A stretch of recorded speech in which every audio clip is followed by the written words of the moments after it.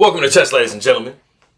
Magandang umaga, King Magay Kaibagan, Maraming Salamat po sa nanonood ing mga video. Kamusta? Okay, so I think I might have said that correctly. What I was trying to say, of course, good morning in Tagalog, and actually Masaya Akong Mukita King Muli as well. So basically all I'm trying to say for anybody who doesn't speak Tagalog is I'm talking to my people from the Philippines, and I was trying to say good morning, which I know I can say that correctly. And I was saying thank you for watching my videos, which was Maraming Salamat po sa nanonood ing mga video. And so Masaya Akong Mukita King Muli. That should be, it's nice to see you again. I said kamusta. So mabuhay. Appreciate you guys coming by. You know, my Tagalog is coming along pretty well, I think. Just continuously working on things and stuff, you know. But I put a poll out there and everybody wanted to see more Wesley so here we go. I have a game. It's a little bit older. It's taken from the 2020 Speed Chess Championships. And as you guys know, Wesley So only made it to the semifinals of that. So he played, he was actually knocked out by Hikaru Nakamura. But I was able to come and grab one of the games that I hadn't shown before. So this is a pretty nice one. So it has some pretty good ideas, and it has a very interesting line that I found from another game that I'm just in complete shock that it was even played. It's not very far in there. So if you guys are ready to go, I'm ready to go. Let's go ahead and see what we got for this game. All right, cool. So we have e4, we have c5, and so we have knight to f3, we have d6, and we have bishop to b5. And so as you guys know, we have the Sicilian defense on the board, and this is what is considered the Canal attack. And so, you know, I'm assuming that it's called Canal because it kind of looks like the bishop is kind of cutting through a little canal or something like that. But you know, it's just a very general way to open the game from the Sicilian as white, because you know you as you can see, you do have the ability to castle now. So it's just like the quickest way, and it forces black to basically choose between just a couple of moves. So a lot of times when you can check your opponent, it's going to be a lot simpler, especially when you're like studying opening theory and stuff like that. When you're placing a check on the king, you know, there's only going to be so many things that the person can do. So it kind of like, you know, focuses your study a little bit. So as you guys know, you know, of course you have knight to c6. You also have bishop to d7 that can block, and you also have knight b to d7. In the game, we actually have knight b to d7. So we have knight b to d7 in the game. But the variation that I wanted to show you guys, which I'm in complete shock that this was actually ever played, and I'm not sure how it's possible that it was played. But there is actually a game. I'm not sure if you guys have heard of a guy named Boris Gelfand. He's actually played for the World Championships before, between, I think it was him and Viswanathan Anand that was playing in probably like 08, 09, 2010, somewhere in there. So anyway, that game actually features the queen blocking the check. And some of you guys might be just sitting there thinking, wait a minute, what? Like, why would you throw your queen in the way? You have all those other moves. Exactly. I'm sitting there looking at the thing, and I'm like, and it's in the database. And I'm like, how was this in the database? Like, how is it possible that Boris Gelfand actually played this? Because literally, all you do is just basically just snap the queen off the board. And then the bishop would take, and I mean, you can really just literally do whatever you want. You can castle here. You can play c3, attacking d4. You can just play d4 directly. There's really just no way to lose this position as white. So I'm not really sure what exactly happened. The only thing I can assume is that maybe it was a touch move situation. And then out of respect or very serious courtesy, the opponent didn't want to capture his queen like that. He didn't want to win the game that way. So basically the game just continued. White played c4. We saw g6, knight to c3, bishop to g7. We saw d4, pawn takes d4, knight takes d4, knight to f6, f3, castles, bishop to e3, knight to c6. We see castles by white, and then we see queen to d8 by black. And it's interesting because black actually won this game. And like I said, I just think it was a courtesy thing where, you know, it was a touch move situation where maybe Boris Gelfand accidentally like hit the queen on the way to the bishop. And, you know, the player just didn't want to like force, you know, the loss of the game because of that. That's the only thing I can think of because it doesn't make any other logical sense. Anyway, going back to what we had in the game. Like I said, we had knight to d7. We had bishop to a4. So knight comes to f6. We have castles, and then we have e6. Now, as you guys see in a lot of games that I covered before, especially like Berlins and stuff like that, you know, there's usually a problem taking this pawn on e4. Now, it doesn't look like you have the same issues here because the position isn't open. But it is actually giving a pretty good variation for white if the pawn is taken. So if we do see pawn taken here, we would see rook to e1, knight would come back to f6. We'd see d4 opening the game up. Pawn takes d4, knight takes d4, and then e6. And we have knight to c3, bishop to e7, and then we actually have the rook sacrifice, rook takes e6. A lot of you guys that play the Sicilian as white, you know that this e6 square is very tender, especially when you have the knight coming to d7, from knight b to d7. So there are all kinds of sacrifices usually on this square. Sometimes you'll see a bishop be down here and it'll sacrifice itself. So you always have to be looking for that when you're playing the Sicilians. But anyway, pawn takes e6, knight takes e6, and then we have queen to a5, and then queen to e2. And it is actually giving white a very sizable advantage here.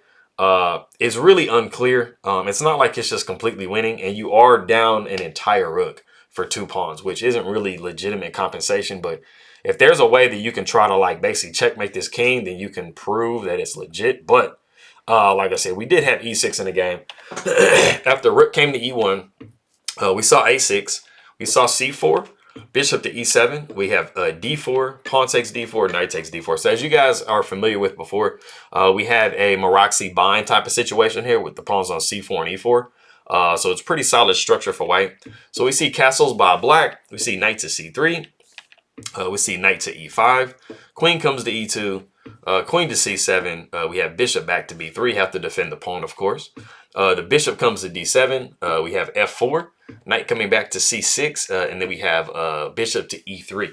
And this is actually where we come to the novelty of the game. I thought I had a novelty like 5 moves ago. But then sometimes it looks like you get out of like theory, and then all of a sudden you bounce back into it. So you always have to be careful to make sure that you're like going far enough just to make sure for sure that you're getting into the novelty area. But anyway, so bishop to e3 as of last year was a novelty. It's still a novelty now. Well, I mean, it's not a novelty now. Like, it's been played as of now, but it's a brand new move as of that point in time. So we see rook a to c8. The knight takes on c6. Bishop takes on c6. We have bishop back to f2. And both players are actually doing pretty well. White does have a slight advantage here. And mostly it's just because of like all these pawns that they kind of have in the center of the board. So they're kind of able to attack a little bit easier than black is. We see rook f to e8, rook a to d1. We see queen to a5. We see bishop back to c2. We see b5. But unfortunately, this gives white a very, very sizable advantage. And it's because of e5. So e5 is basically like knocking the knight to where it doesn't really want to go. So after e5, we see pawn takes e5, pawn takes e5, knight to d7. As you can see, there wasn't anywhere else for this knight to go because it was just going to get snapped off the board immediately. So knight to d7 is the only option. It's not super premature, but the move that we see here is it can be prepared with just one further move, and I'll show you what that was. So Hikaru Nakamura actually takes he sacrifices the rook on d7 immediately, and then after bishop to d7 we see queen to d3, and of course queen to d3 is threatening check, and then following up by mate.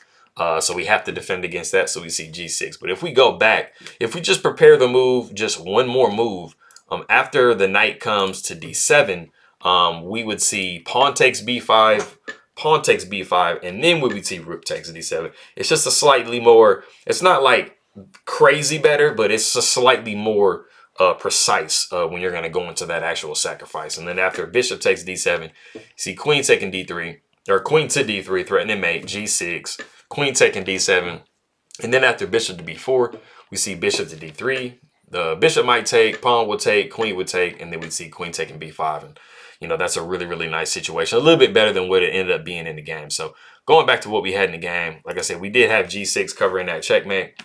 And then we see queen taking d7, the bishop coming to b4, and the knight coming to e4. And unfortunately, this is a very, very like horrible game-ending blunder by Nakamura. It kind of seems like you're going to get something on these dark squares around the king, and you're going to be winning some material.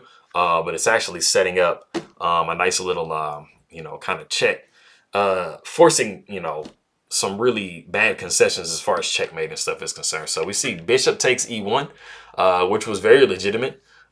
This was the second best move. The first move, they're pretty much fairly equal. Just to show you what that was, it was rook e to d8 first, because the queen is really running out of squares to go to. So after queen to b7, we would see rook to c7 and then b6, but then we would actually see bishop to c5 with check. And you're not looking very good because you can't take here. You really can't take here because this queen is threatening mate in 1. So this is a really, really pickle situation to be in. So like I said, we did see, right. So we did see bishop taking e1 immediately. And then after knight to f6, like I said, it seems like you're winning some material. After king to g7, the knight would take e8 with check, the rook would take e8, and then you'd be taking the rook on e8. But then you have the super, super exclam queen to d2. And there just really isn't anything for you to do. Now, if you want to go ahead and stop the video real quick, basically every move, so there's like, I have my thing set up for 4 moves. 3 of them give mate in 6, and then 1 of them gives mate in 8. There was only 1 move that prevents a mating situation coming up. And I'm curious to see if you can guess that move. So if you want to go ahead and stop the video real quick and see if you can guess what move is not automatically mating, go ahead and do that real quick. Okay, cool. So for those of you here that have watched my videos in the past, you probably should be familiar with me telling you when you get in certain positions, the computer wants you to throw pieces away. Just automatically throw pieces away, right? And so as far as doing that is concerned, the only way to prevent checkmate for a certain number of moves, like much further than 6 or 8, is actually the move queen to f8 check. Now, this is really miserable because, I mean, you're basically just throwing your queen away. Like, there's just not a better way to put it. But the only reason why this puts off checkmating for longer is because when the king is forced to take back. Like, that's the only move. And then you have the ability to actually move the bishop with check. That's the only way to stave off checkmate. And so, like I said, it gets pretty bad when the computer is telling you that, you know, you need to, you know, throw your pieces away or throw your pieces in the way to prevent checkmate. And I mean, I've had to do it myself. You know, it sucks. Anyway, so we do see queen to d2, which is like absolutely killer. And then we see bishop to c5, thinking that we might kind of get some type of mating situation here. But it actually comes 1 move too late. And Nakamura just doesn't see bishop to f2. And it is after bishop to f2 that Nakamura actually resigns the game. Because there's so many mating possibilities in this situation.